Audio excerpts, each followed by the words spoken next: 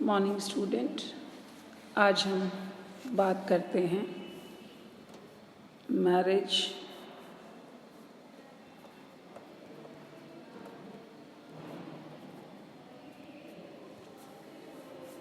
विवाह के बारे में। अपने फर्स्ट ईयर में मैंने आपको सेकंड पेपर में परिवार और विवाह के बारे में बताया और आपको डिफरेंट फॉर्म्स ऑफ मैरिज के बारे में बताया।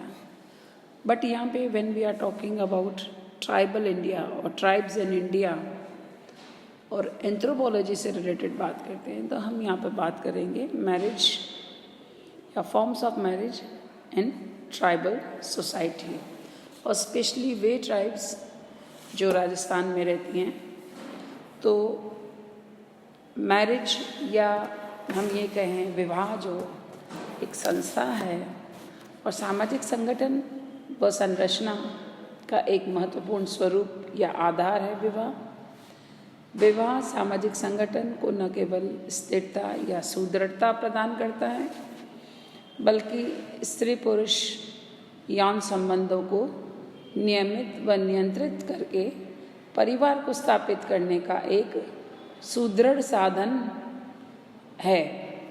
विवाह के द्वारा परिवार की स्थापना होती है, बच्चों की उत्पत्ति व लालन पालन संभव होता है, इससे समाज की निरंतरता बनी रहती है।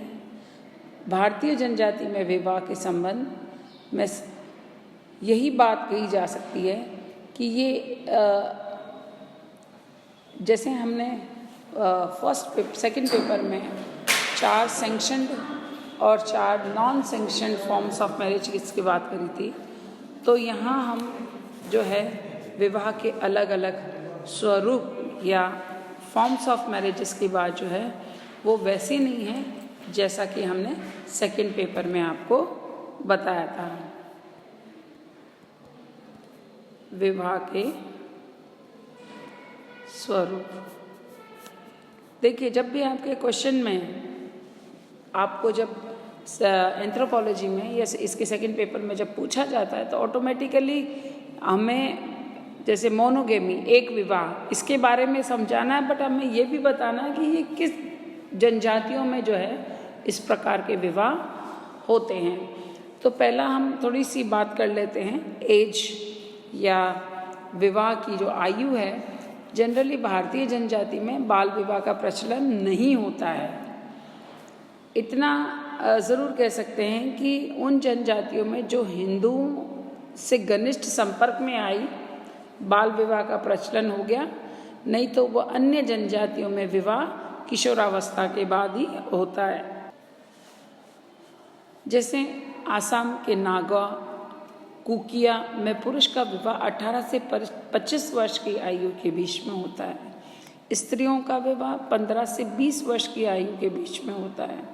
परंतु हिंदुओं के प्रभाव में आने के कारण मुंडा, उराव आदि जनजातियों में विवाह की आयु लड़कों के लिए 12 से 13 वर्ष और लड़कियों के लिए 8 से 10 वर्ष की। अब हम बात करते हैं थोड़ा सा फॉर्म्स ऑफ मैरिज पे। तो जनरली जनजातियों में जो है 2 मुख्य स्वरूप या भेद पाए जाते हैं। पहला एक विवाह और दूसरा बहुविवाह। पहला एक विवाह, दूसरा बहुविवाह। बहुविवाह के भी 3 स्वरूप देखने को मिलते हैं: बहुपत्नी विवाह, बहुपति विवाह और समूह विवाह। थोड़ा सा हम इसको जो है देखें तो हम ये देखेंगे कि यहाँ पर एक विवाह का प्रचलन या जिसको हम मोनोगेमी कहते हैं, है ना, मोनोगेमी। देखिए, ये है विवाह के स्वरूप। और जो दूसरा जो हम बात करेंगे वे ऑफ सेलेक्टिंग मेट्स जीवन साथी चुनने के तरीके, ठीक है। या हम बात करें विवाह के स्वरूप की, है ना। एक विवाह का प्रचलन भारतीय जनजातियों में दो संभावित कारणों से देखने को मिलता है हमें। पहला, उनका सभ्य समाज के साथ संपर्क स्थापित हो जाना, और दूसरा, उनके समाज में कन्या मूल्य का अत्यधिक प्रचलन होना।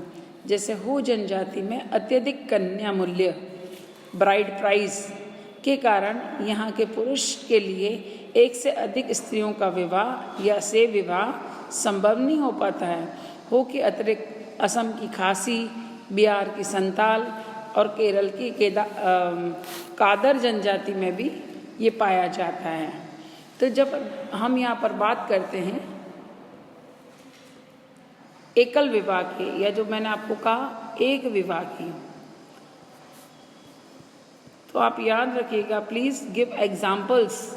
जैसे आपने एग्जाम्पल हम यहाँ पे देते हैं, जैसे हो जनजाति में पाई जाती है ना, आसाम की खासी जनजाति में पाई जाती है, संथाल में पाया जाता है ना, तो और केरल की कादर जनजाति में पाया जाता है। तो ये आप एग्जाम्पल, जब आप एग्ज़ाम में अपने आंसर्स लिखते हो तो प्लीज़ राइट एग्जाम्पल्स। फिर है बहुपत्नी विवाह, है ना, जिसको हम बहुविवाह में पहला क्या देखते, पहला क्या था, पहला था जिसको हम बोलते हैं बहुपत्नी विवाह।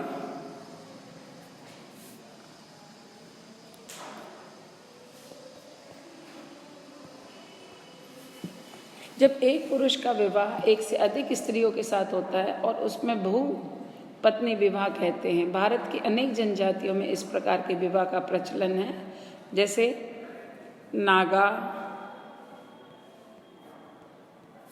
गोंड, बेगा, है ना, टोडा तथा मध्य भारत की कुछ जनजातियां हैं। भारत की जनजातियों को जीवित रखने के लिए प्रकृति के साथ भीषण संघर्ष करना पड़ता है। वे अत्यधिक गरीब हैं। अपनी गरीबी के लिए संघर्षपूर्ण जीवन उन्हें आर्थिक क्रियाओं को करने के लिए अधिक व्यक्तियों की सहायता का अनुभव होता है, और इस सहायता को अधिकाधिक स्त्रियों से विवाह करके पूरा किया जाता है। और स्त्रियां स्वयं खूब काम करती है और इनसे अधिक संख्या में संतान उत्पन्न होती है। दूसरा जो बात कर रहे थे हम भी, जो है बहुपति विवाह। इस प्रकार का जो विवाह है, एक स्त्री के एक से अधिक पुरुषों से विवाह होना बहुपति विवाह कहलाता है। दुबे के अनुसार यदि अनेक भाइयों के बीच एक ही पत्नी हो तो इस प्रथा को हम बहुपति विवाह कहेंगे, किंतु एक से अधिक भाई यदि अपनी एक से अधिक पत्नियों के साथ रहते हैं तो यह रिवाज समूह विवाह के अंतर्गत आता है। कभी कभी भाइयों के अतिरिक्त एक अन्य समूह या अन्य व्यक्ति भी आपस में मिलकर एक स्त्री से विवाह कर लेते हैं। स्त्री पर प्रत्येक भाई का अधिकार होता है, परंतु बड़े भाई का अधिकार सबसे अधिक पाया जाता है। जैसे हम एग्जाम्पल के लिए अगर बात करते हैं कि प्रथम संतान बड़े भाई की मानी जाती है, भले ही वास्तव रूप में उसका पिता कोई दूसरा भाई का हो। शेष बच्चे क्रमशः दूसरे भाई के माने जाते हैं। इस प्रकार इस विवाह के अंतर्गत बच्चों का सामाजिक पितृत्व उनके वास्तविक या प्राणीशास्त्रीय पितृत्व से भिन्न हो सकता है। कुछ जनजाति में इस सामाजिक पितृत्व को प्राप्त करने के लिए पति को एक संस्कार जो है करना पड़ता है। और इस संस्कार, जैसे सपोज फॉर एग्जांपल पहला 1 नंबर का बच्चा हुआ और दूसरा नंबर का बच्चा है, वो हो सकता है कि दूसरे नंबर के बच्चे के जो है जैविक पिता जो है वो उनका पहला पति या हम ये कहें बड़ा भाई हो, बट जो है जो प्रथम बच्चा हो या पहला नंबर का जो बच्चा है, बट सोशली जो है वो पिता उस पहले नंबर का ही होता है। सेकंड नंबर की या बाद की जो संतानें हैं वो दूसरे भाई की संतानें कहलाती है। और उसका कारण ये जो कुछ का संस्कार करने पड़ते हैं, और उसके पीछे है कि पहले लोगों को ये विश्वास था कि बहुपति का प्रचलन उस समाज में होता है जहाँ स्त्रियाँ की कमी होती है, पर आज लोग को नहीं मानते। इस प्रथा का प्रचलन का प्रमुख कारण जनजाति की निर्धनता है। निर्धनता के कारण एक परिवार के सभी पुरुष अलग अलग विवाह करके घर नहीं बसा सकते हैं, इसलिए एकाधिक ज़्यादा से ज़्यादा एक से अधिक पुरुष एक स्त्री से विवाह कर लेते हैं। अगर हम इसको थोड़ा सा और विस्तार में बात करें तो बहुपति विवाह का प्रचलन भारत में बहुत ही सीमित क्षेत्र में था। यह विवाह प्रथा केरल के टियान जनजाति, दूसरा कुसुम्बट, कोट, लद्दाखी, बोट,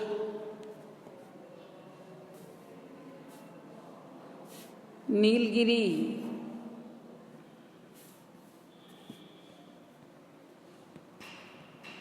नीलगिरी के जो पर्वत है, नीलगिरी पर्वत के टोडा और देहरादून जिले के जौनसार बाबर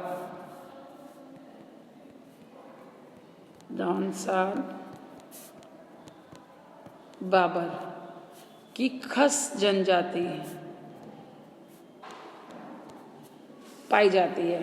कश्मीर से असम तक कुछ जनजातियां में भी ये प्रथा पाई जाती है। भारत के दक्षिण भाग में रहने वाले नायर में भी बहुपति विवाह की प्रथा पाई जाती थी। आज भी वहाँ एक प्रकार का विवाह के अनेक उदाहरण मिलते हैं इस प्रकार के। लद्दाख में, हिमाचल प्रदेश की पहाड़ियों में हिस्सों में जैसे कांगड़ा जिले में, स्पीति और लाहौल परगनों में, चांपा, कुल्लू, मंडी के ऊंचे प्रदेशों में जनजातियों में बहुपति विवाह पाया जाता है। मार्टिन ने मध्य भारत में ओराव व श्रीमेन ने संथालों में इन प्रथा के प्रचलनों का वर्णन किया है। अब हम बात कर, उसमें भी आपने देखा होगा कि जब हम बहुपति की विवाह की बात करते हैं तो बहुपति भी को हम दो हिस्सों में बांट सकते हैं। पहला मात्र बहुपति विवाह, मात्र बहुपति विवाह, और दूसरा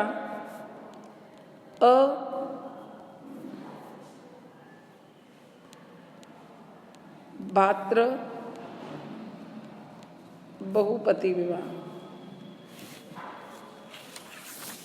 देखिए, जब हम भातृ बहुपति विवाह की बात करते हैं, इसमें एक से अधिक भाई आपस में मिलकर एक स्त्री से विवाह करते हैं, तो उस भातृ बहुपति विवाह जो है उसमें जो भाई उसके स्त्री के जो पति होते हैं वो एक से अधिक भाइयों के बीच में होता है। और यह विवाह नीलगिरी के टोडा, जौनसर बाबर और किखस जनजातियों में पाए जाते हैं। और जब हम बात कर रहे हैं यहाँ पे नॉन पैटर्नल पॉलीएंड्री मीन्स अभातृ बहुपति विवाह, इसमें विवाह में पतियों का आपस में भाई होना आवश्यक नहीं है। स्त्री भाइयों के अतिरिक्त अन्य किसी व्यक्ति को भी पति के रूप में चुन सकती है। स्त्री अपने पतियों के साथ या के पास बारी बारी से विभिन्न समय में उनके घरों में जाकर रहती है, या पति अपने अपने परिवारों में रहते हैं। भिन्न भिन्न समय में पत्नी के यहाँ जाकर रहते हैं। जब तक पत्नी किसी एक पति के साथ रहती है तब तक अन्य पति पर उसका कोई अधिकार नहीं होता है। इस प्रकार का विवाह जो है मलाबार के नायर्स जो है उसमें पाया जाता है। अब हम बात करते हैं जो मैंने आपको पहला बताया था, वे ऑफ सेलेक्टिंग मेट्स, जीवन साथी या विवाह साथी चुनने के तरीके। विवाह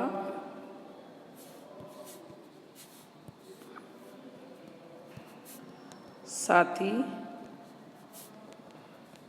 चुनने के तरीके। देखिए, जब भी आप अपने एग्ज़ाम्स में आपका क्वेश्चन आए कि describe the way of selecting mates या विवाह साथी चुनने के तरीकों, जनजातियों में विवाह साथी चुनने के तरीकों को समझाइए, तो आपको वेरी शॉर्ट में आपको थोड़ा सा polygamy, polyandry, types of marriages के बारे में बताकर सीधा मोटे तौर पर डिस्क्रिप्शन किसका करना है, जीवन साथी चुनने के तरीके।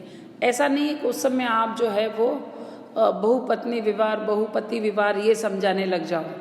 आपको वेरी शॉर्ट में आइदर 1 या 2 पैराग्राफ में उसको बताकर सीधा आपको आना है विवाह साथी चुनने के तरीकों पर, जो कि हम अपने नेक्स्ट लेक्चर में कंटिन्यू करेंगे। Thank you.